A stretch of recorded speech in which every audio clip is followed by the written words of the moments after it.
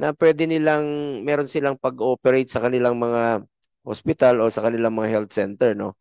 Mas makakabawi sila, tuloy-tuloy ang kanilang operations. Ang tanong ko lang, bakit napakababa?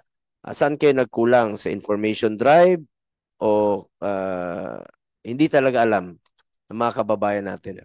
Thank you, Mr. Chair. Actually, Mr. Chair, we are on target with our Consulta program, no, and I'll allow either CEO or Sernet to discuss that in more detail. But what I wanted to add, Mr. Chair, with your permission, is that although we've been very aggressive in increasing our benefit packages, we're definitely not going to stop there.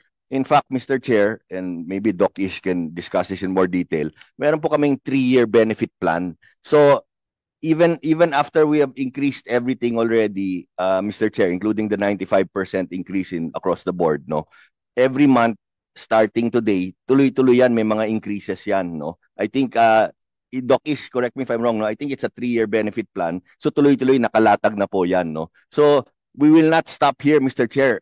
Every month here, you'll see a lot of substantial increase. Halimbawa na lang po, President Ledesma, Dr. Israel, panganganak. Katulad kanina, di ba? Hindi na siya nagpa-admit ng panganak, nanganak na lang sa sidewalk. Eh kung maingganyo nung magpa-hospital, magkano na ho ba ang coverage ngayon ng PhilHealth sa panganganak? Ano ang old rate at ano yung bagong rate sa panganganak? At dito po sa pneumonia, halimbawa, uso ngayon ng respiratory illness. Anong coverage na po? Anong tinaas ng inyong case rates dito? Yes, Mr. Chair, with the permission of our President. For example po, Mr. Chair, for the normal delivery, para po dun sa ating normal na panganganak, we already have accredited even our maternity clinics, birthing clinics, and low-lying birthing clinics po. And ang previous package po natin dyan sa normal na panganganak ay 7,500. Ngayon po is around 14,000 pesos na po. At ang nagpapaanak po dito are our midwives, accredited midwives. Kung CS naman po yung pag-uusapan, previously ang atin pong package rate for cesarean section is 19,000. Ngayon po, this is around 37,000 pesos. Ang pneumonia naman po natin, especially yung pong ating high-risk pneumonia, is from 32,000. Ngayon po is 90,100 pesos na.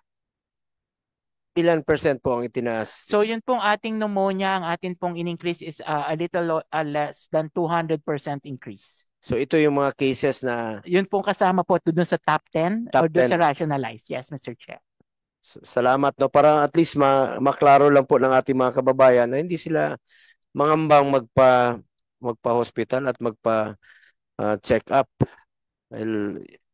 Mr. Chair, just for information and update po, for this January, we have just published yun pong ating increase in cataract operation.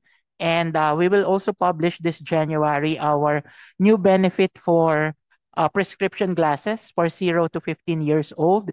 And before the month ends... Saan po sila magpapa-check up nito? Yun pong ating prescription glasses ay una, pwede pong sa schools, pwede po sa mga consulta-based centers para po dun sa initial assessment, and then they will be referred to an optometrist or an ophthalmologist para po dun sa kanilang prescription glasses. Dr. Domingo ng DOH, baka pwede nila mapakinabangan yung mga super health center na tinatayo rin po ninyo.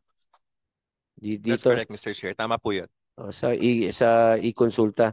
Kumusta na yung suggestion natin na mag-usap kayo, mag-collaborate kayo between DOH at PhilHealth sa accreditation? Marami na po ako napuntahan na super health center, accredited naman. No? So meron na ba kayong hakbang na ginawa dito to accredit super health centers, barangay health centers, para maging accredited po sa e-consulta program ninyo? Yes. Throughout, Sorry, Mr. Chair. Sorry, Doc Ish. Mr. Chair, all throughout naman the whole year, we have very close coordination. We work very closely with DOH para kaming one happy family, no? So we're always in close touch with them and we discuss all of these things constantly, Mr. Chair. Also, Mr. Chair, I want to, with your permission, no, if I can just mention, kasi sa dami naming, we're being very aggressive in increasing all of the case rates, the top 10 diseases. Lahat po ito, everyone is saying, nako, sayang naman kung hindi nalalaman ng mga taong bayan, no? So, Mr. Chair, I just want to mention that all of this we specifically post on our website, sa PhilHealth website, pati mga detalye, yung day of publication, day of implementation. So, parang just want to tell our members, no, that if they have any questions and they have any queries or to want to clarify, yung sa website ng PhilHealth, very helpful po. We make sure that that's constantly updated po. Maraming salamat po. Aside from that, yung suggestion ko lang po sa inyo, use the health centers, use the super health centers sa inyong information drive, sa inyong e-consulta program. Kasi yung mga super health centers na ito, Mr. Ledesma, located po ito sa malalayong lugar. Yung iba dito nasa island. Halimbawa lang po sa Batangas, sa Tingloy. Hindi po alam ng mga kababayan natin doon yung iba na membro sila ng PhilHealth. Pero kung lagyan nyo po doon na you can avail of e-consulta program here in your super health center, mas maintindihan po nila. Andyan yung mga doctors, may mga medical health officer yan. Once accredited sila, mas papadali yung information. Malaking tulong po ito, Mr. Ledesma, na mas mailapit natin ang serbisyo ng e-consulta sa ating mga kababayan. Agree, I Mr. hope Chair. na mag-usap pumuli kayo ng DOH at ng PhilHealth dahil gusto ko lang pong tulungan kayo na malaman po ng mga kababayan natin na membro sila ng PhilHealth and they can avail of the e-consulta program of PhilHealth. Duly noted, Mr. Chair. Just want to assure you, Mr. Chair, we are in very close communication and coordination with DOH throughout the year yan po. No? Thank you very much, Mr. Chair. Aside from Optal, yung sa mata, yung dental benefits, can you inform the public ano na ho bang covered nitong dental? Isa yun sa ating pinag-usapan noon na yung mga kababayan natin sa bundok, yung minsan sinulid na lang ginagamit sa pagtatanggal ng ngipin dahil ayaw nila magpa-dentista dahil wala silang pambayad. So sinulong natin, salamat, sulit ang ating pangungulit sa inyo na sinali nyo na po yung dental benefits, pati itong sa mata, no? Itong libre check-up ninyo at libre salamin. Mr. Chair, with the permission of our President, we already have released our policy for the outpatient oral health care, and the services included here are 1, oral examination, 2, oral cleaning or oral prophylaxis, 3rd po would be the application of fluoride, and 4th would be the application of a sealant para hindi po magtuloy-tuloy yung pagkakasira ng ipin. And 4th would be the emergency tooth extraction. This can be availed in our accredited consulta providers with capability to provide dental health services, or they can be seen at the consulta provider and referred to our accredited dental health clinics, Mr. Chair. So ibig sabihin, pwede rin doon sa mga super health centers kasi iba sa kanila may mga dental facilities. Yes, Mr. Chair. Then itong 24-hour confinement rule ninyo, ano nang remedy na ginawa ninyo rito? Well, tinanggal nyo na ba totally or nag-introduce kayo ng mga bagong emergency packages po? Yes, Mr. Chair. For the confinement, the 24-hour rule is still there. However, for those patients who need not be confined or will stay at the emergency room na hindi po kailangan ma-confine and they will stay there for like 3 hours, 4 hours, or less than 24 hours, they are now provided with a benefit under the emergency care benefit package of PhilHealth na yung pong polisiya ay na-publish na rin natin noong December 27. So, paki-explain po sa publiko, anong ibig mo sabihin nito na kailangan pa rin nila magpa-admit ng 24 hours? No need na. Yun pong ating inpatient, yun po yung ating admitted, and so far, andun pa rin po yung 24-hour confinement. Pero kung less than 24 hours po at hindi naman kailangang ma-admit at nagstay lamang sa emergency room because meron silang halimbawa pasakit ang tiyan, or halimbawa po nagkaroon ng laceration or any other emergency case na kinakailangan gamutin, meron na po tayo ngayong coverage for that na dati po wala tayo. So, wala na pong pasyente ngayon na pupunta sa mga pagamutan na pagpapagamot na walang makukuhang benefit galing sa PhilHealth. So, ibig sabihin, once checked by the doctor na hindi naman niya kailangan magpa-admit ng 24 hours, may matatanggap po sila mula sa PhilHealth na Yes, benepisyo. Yes. So yung doktor ang magdidetermine sa emergency room or sa emergency area ng hospital kung kailangan siyang i-admit or not. Kung less than 4 hours yung ano niya sa emergency room lang, may matatanggap pa rin siya mula sa gobyerno. Yes, Mr. Chair. And actually, kung halimbawa pong kinakailangan ng follow-up, pwede na rin po siyang i-refer to the consulta para po naman doon sa kanyang primary care and follow-up sessions.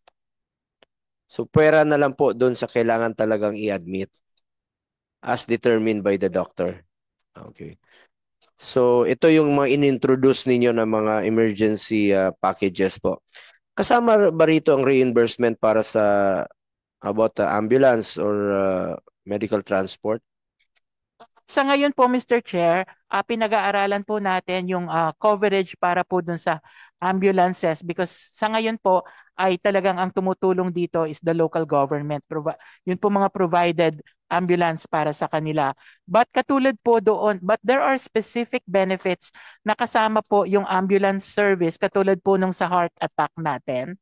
Doon po sa heart attack or yung acute myocardial infarction, kasama po doon yung use of ambulance, especially for the transfer of patient from one facility to another facility who is capable of treating. Kasi katulad po nung angioplasty, hindi po lahat ng ospital is capable of doing that. So pwede pong i-transfer and may magagamit po na ambulansya and currently the package for that is around 22,000 pesos. Covered to ng PhilHealth. Covered po yun ng Yun ang PhilHealth. importante kasi minsan naghahanap pa ng ambulansya to. Yung iba naghahanap sa LGU, saan ba tayo makahiram ng ambulansya o minsan out of pocket expenditures ito, bubunot pa sila dahil pambayad sa ambulansya. 22,000 po yung package natin for the use of the ambulance service, Mr. Chair. And transfer. How about yung pambili po ng assistive devices tulad po ng wheelchair? Yun, isa yun sa ninyong pinangako na how can they avail of this? Yes, Mr. Chair, with the permission of our President, before the month ends, ilalabas na po natin yung approved by the board na polisiya po natin on outpatient rehabilitation package with the assistive mobility devices. Yun pong assistive mobility devices, yan po yung wheelchair, yan po yung canes, crutches, or walkers. So bago po matapos ang buwan nitong January, mailalabas na po natin yung polisiya na yan. So saan po nila pwedeng ma-avail ito once approved? Ito po sa ating pong polisiya na naka-design, ito po ay makukuha doon sa mga magiging accredited facilities natin who will actually say na kailangan mo ng isang wheelchair, kailangan mo ng crutch, at sila din po yung magsusupply at sila din po yung babayadan natin for this. Salamat. Mr. President Ledesma, itong nabasa ko lang po sa mga private hospitals association, President Jose Rene de Grano said PhilHealth still owes them about 4 to 6 billion. Ano ang status nito? According to the DOH, government hospitals are still awaiting 14.8 billion in unpaid claims from PhilHealth. Gusto lang ho natin malaman o ano na ho bang proseso nito. Kasi siyempre concerned din tayo, malaking tulong rin po itong mga private hospitals na kung hindi kayang i-cater dito sa mga government hospitals ay tatakbo talaga yan sa mga private hospitals. At importante rito, may pang operation sila. Thank you for the question, Mr. Chair. Pang-ikot, kumbaga, pang-ikot ng kanila operation. Thank you very much for that question, Mr. Chair. Gives us an opportunity to explain our side. Before SVP Renet explains our position, Mr. Chair, I'd want to mention that just to mention to Honorable Mr. Chair that we are in very close coordination with the heads of the hospitals associations, no, both Dr. De Grano and Dr. Santiago, no, of PHAPI and PHA respectively, no. We're always meeting with them and discussing with them ways on how we can move forward, no. So Mr. Chair, with your permission, if SVP Renet can explain our position on that. And secondly, also, if we can be given a chance, we will give you a brief update, Mr. Chair, on our Consulta program with regards to membership and where we are at, no. So, with your permission, Mr. Chair. Thank you. Go ahead po, sir. Maraming salamat, Mr. Chair, Mayong Buntag. As to the uh, uh, Philippine Hospital Association Private, Mr. Chair, claim of arrears, ang pagkaintindi namin po dito, these are mga 2020 to 2023 claims that they are claiming, Mr. Chair. Based on our record, Mr. Chair, our in-process claims for year 2018 to 2023 is amounting to 2.68 billion pesos. And Mr. Chair, we are constantly coordinating and reconciling the claims with the private hospital, with the Philippine hospital, including the government, Mr. Chair. And it might, Mr. Chair, that the claim of our private hospital ay naisama po siya as part of the denied claims or part of the return claims to the hospital or RTH. So ito po ay inaaral po ng corporation with this association and ma-reconcile po and mahanap po natin yung mga claims. And to give you update, Mr. Chair, as of December 2024, nasa more than 75% of our hospital already had a reconciliation ng 2024 accounts po nila. Meaning, ongoing po yung discussion sa kanila with the intention of making sure that itong claims na being claimed by our hospital, Mr. Chair, mababayaran po natin.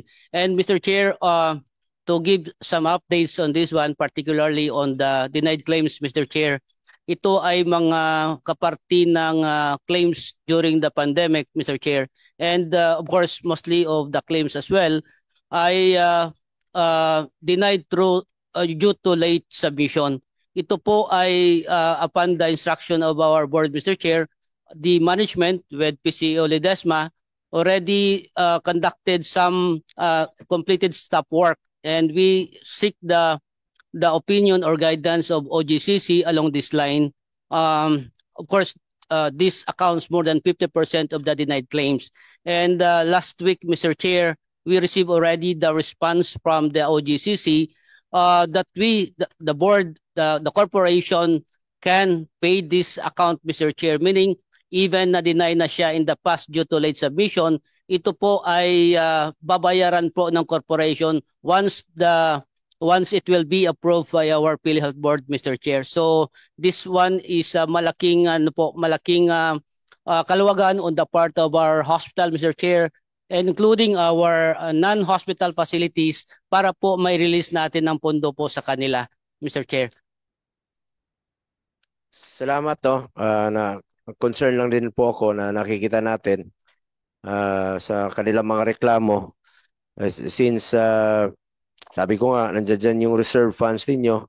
But I'm sure nagiging prudent lang rin po kayo no sa inyong pag-check sa mga claims. Naintindihan ko naman, of course, during the past years no na nagkaroon po ng issue rito about sa mga claims, fraudulent claims. So gawin niyo lang po inyong trabaho sa tama at walang masasayang na pera ng gobyerno, but wala rin pong masasayang na oras dahil kailangan rin po ito ng mga private hospitals natin para makaroll sila at makapagserbisyo rin po sila.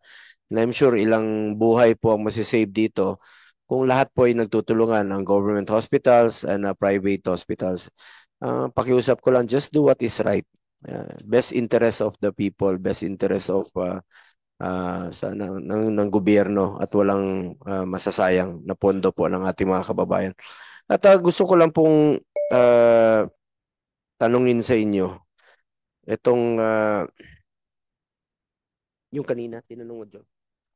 Mr. Chair, on the consulta, can we briefly, go ahead po. Go ahead. very briefly, Mr. Chair, para ma-update kayo sa consulta program namin. Sige, go ahead po. Before I'll proceed to my next question. Maraming salamat, Mr. Chair. Maraming salamat, Sir PCEO.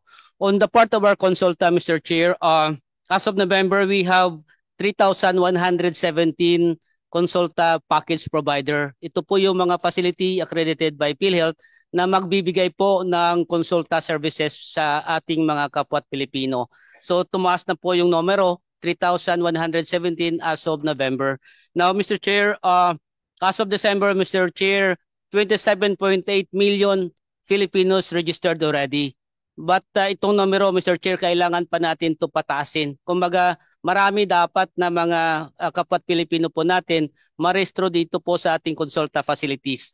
And out of this 27.8 million na Filipino, ang mga mayroon ng profile or first patient encounter na nakuha ng ating mga facilities ay nasa 7.7 million Filipinos na po, Mr. Chair.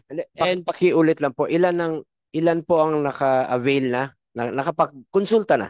Ang nakapunta na ay nakuna ng health profile, nakakita na ng ating personnel, ng ating facility dahil nagbigay na sila ng kanilang mga health profile, Mr. Chair.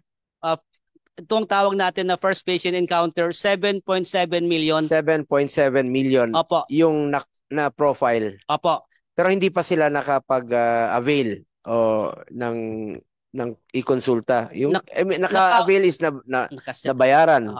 Naka-avail na po to dahil sa nakita na sila ng health facilities personnel po natin, and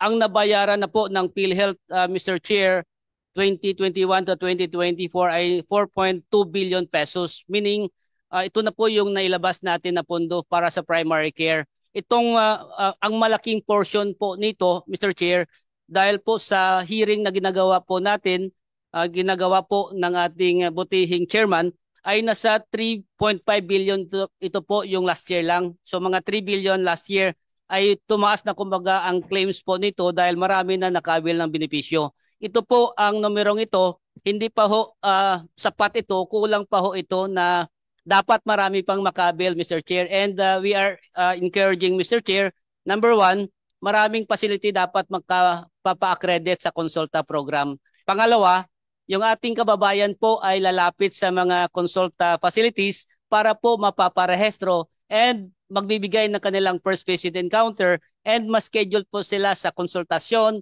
laboratory, and mabigyan ng libreng medisina, antibiotics or maintenance drugs man, Mr. Chair. Maraming salamat. Yun po sinasabi ko nga po, information drive, paintindi, encourage the members. Since membro po tayo, sabi ko maliit pa rin yung numero, no? That is less than 10% pa rin po of our population. If nasa 115 million tayo, kung sinabi mo naka-avail is 7 million Filipinos pa lang, kulang pa rin po. So that is more than 5% pa lang po ng population natin na nakaka-avail. Yun po yung na-profile ninyo, 7 million Filipinos. Ang possible target ninyo sa ngayon po. Yung sinasabi mong figure na about 20 million plus kanina. Mr. Chair, 27.8 million yung mga Filipino na nakarehistro. Nakarehistro. Opo. But not yet availed of the program. Yes po, sir. Kaya we are encouraging them na magbisita po sa ating mga Consulta facility para makunan ng profile and makonsulta and mabigyan ng laboratory at saka mga serbisyong Yung medical mga bukas facility kasama sa e-konsulta? Yes, Mr. Chair. Kasama po yung mga bukas facilities. Gusto ko po encourage yung mga kababayan natin to avail of the bukas facilities, di ba? Kasama naman siya sa konsulta para mas maraming aware at maraming maka-avail. The more na mas mapakinabangan ng mga kababayan natin, since you said na 27 million na po ang nakarehistro, so that is 20% pa rin po ng population or 20% ng members ng PhilHealth ang aware at nakarehistro, but not totally availed of the program. So yun, sana ma-encourage natin the more na magparehistro sila at mawawalan kasi ng pangamba sila kung membro po sila alam nila na membro sila ng PhilHealth at kahit pa paano may masasandalan sila. So sabi, kahit na masyado pa rin pong maliit, no? Sa ibang mga cases ay masyado pa rin pong maliit yung covered ng PhilHealth. Kasi gusto ko lang pong tanungin kay President Ledesma, sana, ito maybe ambitious po ito. Kailan kaya sa tingin ninyo na dahil meron naman tayong universal healthcare law, kailan kaya darating sa tingin ninyo darating ang panahon na halos wala nang dudukutin sa sariling bulsa ang pasyenteng Pilipino? Sa tingin mo, aabot ba tayo sa ganong punto na wala nang dudukutin, or still with the less than 1% na i-cover ng PhilHealth, ang layo pa natin dito kasi since selected lang naman po ang inyong sinasabi na tinaasan na case rates. Kailan sa tingin ninyo, aabot ba tayo sa punto na mawawala ng pangamba at wala na silang dudukutin, or we are still very far from that ambitious target? Thank you very much for your question, Mr. Chair. Before I address the question, Mr. Chair, I just want to let you know that we have allocated 30 billion for our Consulta program this year. No, so we're targeting an increase of up to 25.5 million. Diba, pag nagpa-check up sila, nagpa-consulta sila, ibig sabihin early detection, mas hindi lalala yung sakit, mas lesser yung gastos dahil naagapan natin yung sakit. So paigtingin ninyo ang inyong i-consulta program, Yes. mas maagapan natin yung paglalala ng sakit at yung pangamba ng Pilipino na magpa-hospital dahil check up na sila. Mas mabuti yung early detection sa lahat naman ng bagay. Prevention is definitely better always than cure. Then, Mr. Chair, also one more thing. So, as you mentioned earlier, we increased our capitation rates. It used to be 500 for public, 750 for private.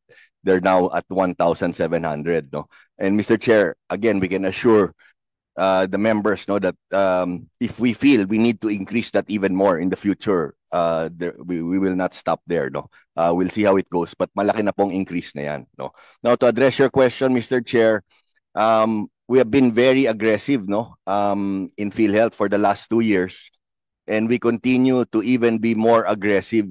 So, to answer your question, Mr. Chair, we are just going as fast as we can, and I have constantly been assuring our president that we really want him to be the first president to successfully implement universal healthcare. So I think, Mr. Chair, it's safe to assume we just continue at our pace, and we will get there, Mr. Chair. No, hopefully within the term of our beloved President Marcos. Kasi yung iba po, since pag wala silang health card, akala nila hindi sila membro ng PhilHealth.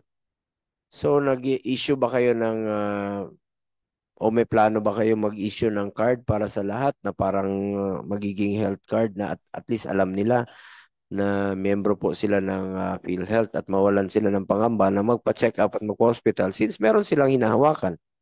We are thoroughly discussing that, Mr. Chair. Nasa discussion stage na po yan. Yes, we are looking at that going forward. Also, Mr. Chair, I just want to add earlier, with regards to LGU hospitals po, marami na ngayong NBB, no balance billing na po ngayon, LGU hospitals and DOH, no. So talagang you can see the improvement, no, the remarkable improvement, no, that we are going forward with universal healthcare po. Thank you very much. Saka gusto ko lang pong i-share sa inyo, Mr. Ledesma, under Republic Act 11463, itong Malasakit Centers Act. Pag yung pasyente kasi na-admit sa ospital, kung mataas po ang counterpart ng PhilHealth, mas mababawasan po yung kanyang out-of-pocket expenditures. Halimbawa na lang po, ito based on real experience po ito, real life experience. Merong hospital billing yung pasyente, 87,000. Ang sasagutin ng PhilHealth, dahil sa case, mababa yung case rates ninyo, usually meron dyan 7,000. 80,000 pa yung balanse niya. Pupunta yan ng DSWD, bibigyan ng pamasahe, or pupunta sa regional offices, provision nila, bibigyan ng medical assistance, nakakuha ng 5,000 doon, o 10,000. May balanse pa siya ng 70,000. Binawasan ng PhilHealth, 7,000. 10,000 sa DSWD, bibigyan ng PCSO, kung saan man yung opisina nila, wala silang personnel doon sa Malasakit Center, pupunta doon sa opisina nila, bibigyan nila 5,000 sa financial assistance, meron pa silang balanse na 65,000. Pupunta yan ng DOH para sa MAIF program, bibigyan ng 30,000, depende po sa DOH. So ang naging balanse pa niya ay 35,000. So yan nangyari po, sir. Mangungutang yan, ibibenta yung Carabao, mangungutang, isasangla yung refrigerator. Yan po nangyayari sa bukid. So kung mataas yung inyong case rates, mataas yung counterpart ninyo, mas mababawasan yung problema ng pasyente, yung out-of-pocket expenditures nila. Malaking tulong po yun. Buti na lang po may malasakit centers na lalapitan sila sa one-stop shop naman po itong malasakit center. Lapit sila sa PCSO, DSWD at DOH sa kanilang pagpapa-hospital. Sana po ay mas taasan nyo pa ang inyong case rates, expand benefit packages para mas mababawasan po ang papasanin ng mga mahirap nating kababayan. Hindi na sila kailangan magmakaawa sa iba't ibang ahensya ng gobyerno, hindi na sila magsasangla ng kanilang kagamitan at ibibenta yung Carabao para lang po makalabas sa ospital at mawawala yung pangamba nila na magpa-check up at magpa-hospital. We agree, Mr. Chair. We agree completely. No, we share the same direction. No, and we agree with your comments, Mr. Chair. Just want also to mention one more thing. No, sa batas po yung no balance billing. I think for government hospitals, it's 90%. For specialty hospitals, it's 70%. And then for private hospitals, it's 10%. No? So talaga naka yan, very clear yan sa batas po. No? Just wanted to highlight that, Mr. Chair. Thank you, Mr. Chair. Sa inyong consulta providers, ilan na ho ba ang nasa Luzon, Visayas, Mindanao sa ngayon at sa NCR, ilan ho ba? At sa mga far-flung areas, do you have the data? Yes, we do, Mr. Chair. We're just give us a few seconds to pull out the data, Mr. Chair. We have it, Mr. Chair.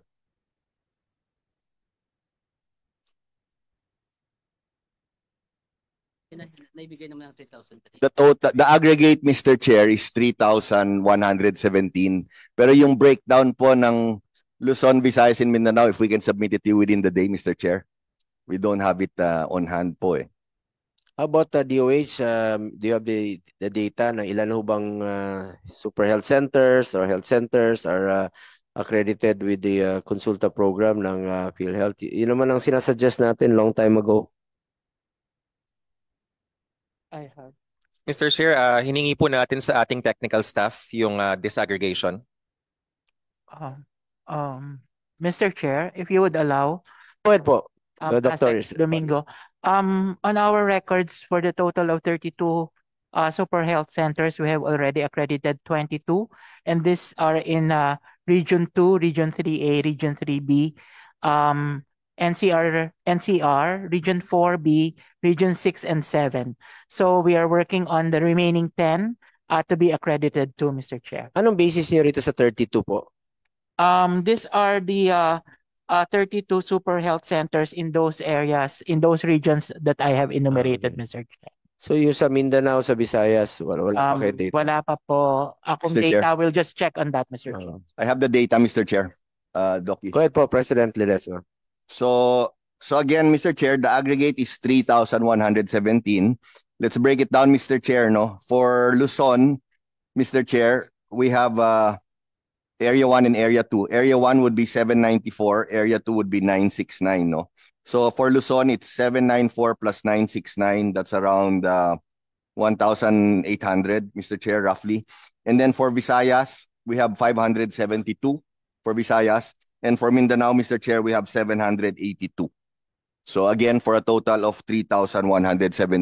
Ito yung mga service provider ninyo. Yes, Mr. Chair. Actually, for consulta, Mr. Chair, yung sa Luzon, Mr. Chair, the exact number is, if you add 794 and 969, it's 1,863, Mr. Chair. Thank you, Mr. Chair. Sa ngayon po ba, Mr. Ledesma, anong proof mo ng membership ng PhilHealth sa ngayon? Papel or card? Or do you issue or anong proof na? We just have like a cardboard we we have like a cardboard, but Mr. Chair, we keep on reiterating, diba? The whole population from the day you're born till the day you die can avail of the membership, no? Can avail of the services. So actually, kahit sino naman, Oh, yes, yes. Since member naman tayo lahat, no? everyone Pero is a member. baka pagdating ng panahon, since ano na tayo, updated na tayo, sa ngayon, no? Marami ng more on online tayo. Baka pwede niyong pag-aralan na pagdating sana ng panahon, meron tayong maganda, presentable na card, or i-laminate nyo lang yung sabi nyong cardboard ninyo or yung papel ninyo, i-laminate nyo lang na yung membro, meron silang bit-bit, andyan yung numero at wala silang pangamba, wala ipipresenta nila ito sa mga accredited consulta provider na ipapakita nila. Kasi yung iba talaga, hindi talaga nila alam. Wala silang proof, wala silang hawak. Kung wala silang proof, wala silang hawak. Katulad nung namatay na ayaw magpa-hospital, ayaw magpa-check up, maaring hindi niya alam na membro siya ng PhilHealth. Understood, Mr. That is possible na hindi niya alam. Kasi takot siya magpa-hospital. Pero once na meron silang proof, membro naman ako ng PhilHealth, so papakita niya, maaari pagdating ng panahon at sana maging maayos, though we are still very far yet sa full implementation ng universal healthcare. But kaya natin ito. Actually, Mr. Chair, we've been discussing on that health ID card for PhilHealth, no? In fact, we're even toying with the idea of including features, security features and all that. And then with that card, you'll be able to access your contribution, your membership data, and the list of packages and all that, no? So we are seriously looking into that. Hindi naman Mr. kailangan mahal. Kung may lang, palaminate nyo lang yung papel. Basta meron silang proof o may hawakan lang sila na ipapakita nila sa mga provider ninyo. Noted, Mr. Chair. Malaking tulong po yun sa peace of mind po ng ating mga kababayan.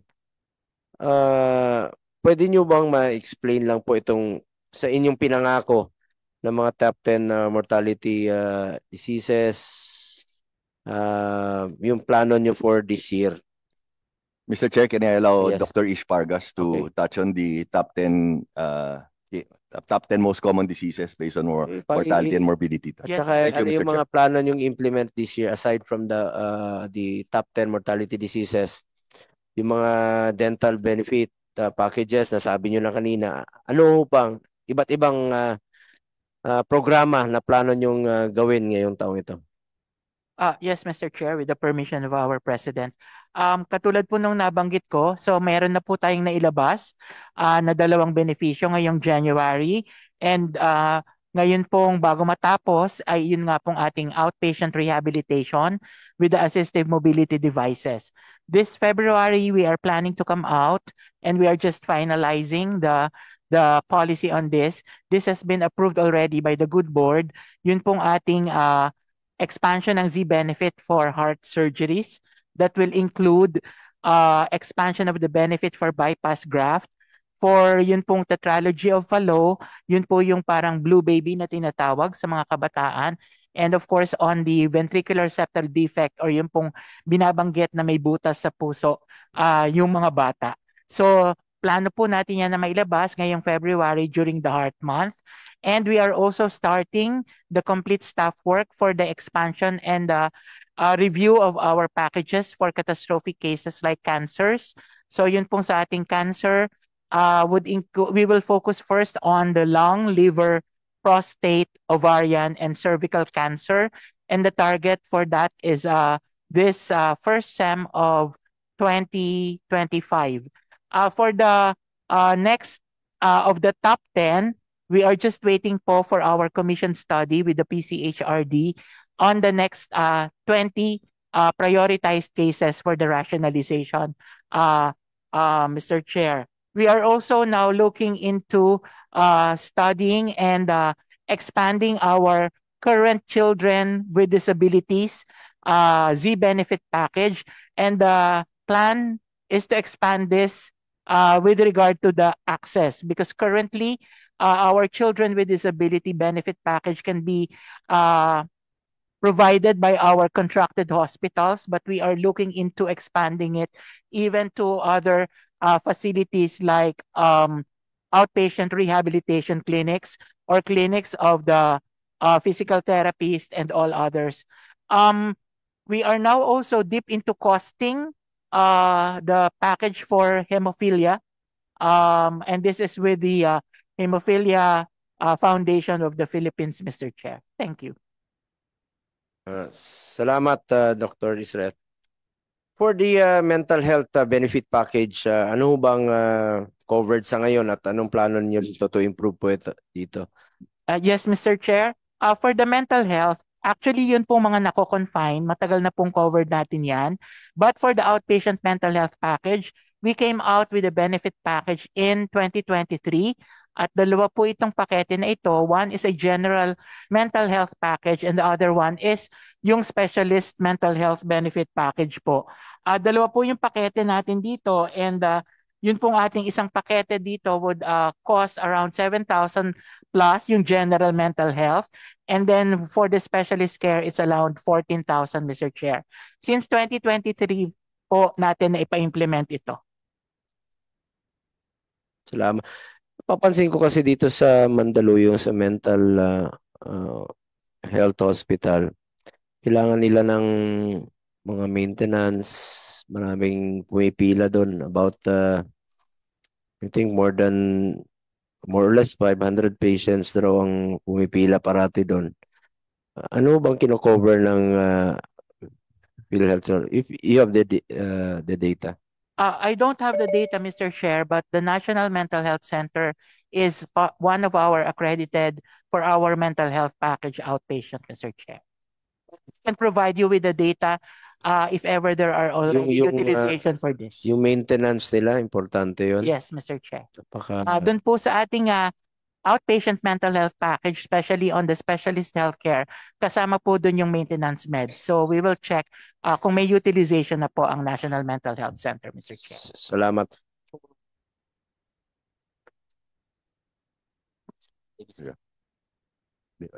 Mr. Chair. Opo, go ahead. Doc Ish, maybe although not yet implemented, maybe you can give an idea to Mr. Chair about our PhilHealth Gamot program. Okay. Mr. Chair, part of our expansion of the Consulta being a transitional program to a comprehensive outpatient benefit package is, sa ngayon po, covered natin yung 21 drugs for Consulta na libreng makukuha. But we already have expanded it, which we term as gamot, PhilHealth Gamot, to 53 drugs na mako-cover ng PhilHealth for primary care. And yun po ay binigyan din natin ng amount per person na meron po tayong 9,000 per person for outpatient drugs that will cover this 54 drugs. At ito po yung tinatawag natin na PhilHealth Gamot. Meron na po tayong polisiya na ipalabas na po natin. Hindi pa lang po natin na-implement because of some operational and logistics concerns. But the real direction and the real plan is to expand this more to cover for 140 outpatient drugs under the primary care national formulary, Mr. Chair. Salamat, Dr. Israel. Mr. Chair. Go ahead, So, President. sorry, Mr. Chair. Just also want to add, going back to the previous topic, yung sa membership po, PhilHealth now is part of the eGov app of the DICT.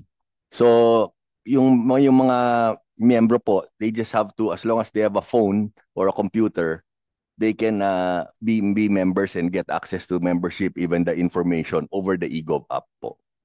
Kasama po kami dyan yung sa DICT po. I think it's with a few other agencies. Yun ang dapat na i-inform nyo po ang publiko. Yes po. Yes that po. they can access it through, though alam naman natin kung dito sa atin, sa highly urbanized areas, may mga may mga access tayo sa internet.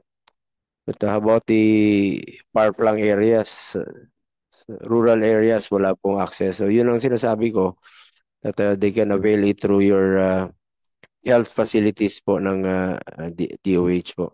Yung mga walang access sa internet. Another way, Mr. Chair, is kung walang access sa internet, as long as they go to the hospitals po, yung portals doon, they just have to fill out the forms and then they can access yung mga portals po sa hospitals po. That's another way also. Kasi miyembro naman lahat po eh. Salamat po. Thank you rin po. Kumain na ba kayo lahat? Kung gusto nyong mag-break, pero gusto ko rin, while waiting for Yusek Chong of the Department of Health, yung ating mga health workers, may mga resource persons natin, may concern kayo. May we get some updates po dito sa ating DBM about the health emergency allowances na ating pinaglaban itong 27 billion to cover the unpaid HEA to our healthcare workers. Kumusta na po? Na-release na ba lahat? Wala na bang pending? Wala na bang reklamo? I'm sure itong reklamo, ito yung mga appeals, no? Can you explain it to the public, to our health workers, kung ano na ho bang update tungkol dito? Mr. Chair. Sorry, Mr. Chair. Apo. Mr. Chair, just wanted to ask, kasi sa PhilHealth po, meron kaming ExCom meeting mamaya hapon, no? Baka, Mr. Chair, is it okay if kung tapos na po yung PhilHealth? Okay, baka ma-excuse na kami or hindi? Kung okay lang po. Pwede na siguro. While waiting kami kay Yusek. If you don't mind, Mr. Chair, kasi may ExCom meeting kasi kami in the afternoon sana eh. Sige, para mapabilis yung implementation ninyo. Yes. Yung sabi ko lang, reminder ko lang po, President Ledesma.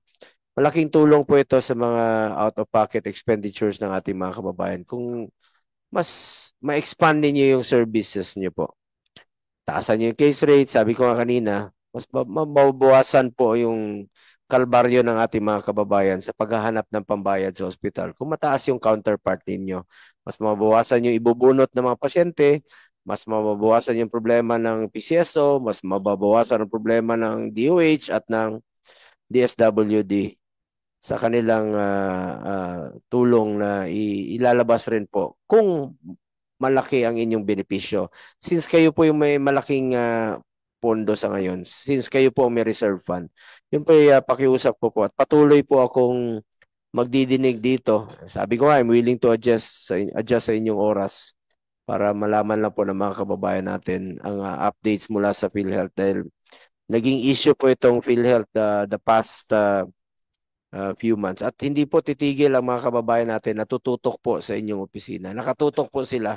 Andyan pa rin yung pangamba nila unless na lang na maayos niyo yung mga pinangako ninyo.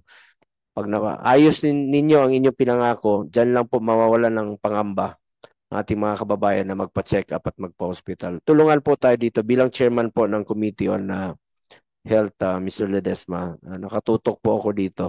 Tulungan natin yung mga pasyenteng walang matakbuhan, yung mga helpless, mga hopeless nating kababayan na walang ibang inaasahan po kundi tayong nasa gobyerno. Salamat po sa inyong oras, President Ledesma, Mr. Renato, Attorney Eli at Dr. Israel, sa lahat ng mga taga-PhilHealth. Tulungan natin mga pasyente natin. We hear you loud and clear, Mr. Chair. And again, thank you also for giving us the opportunity to share our programs and policies. Maraming salamat po, Senator. Salamat po. Good Thank you morning for po. your time. Thank you too po.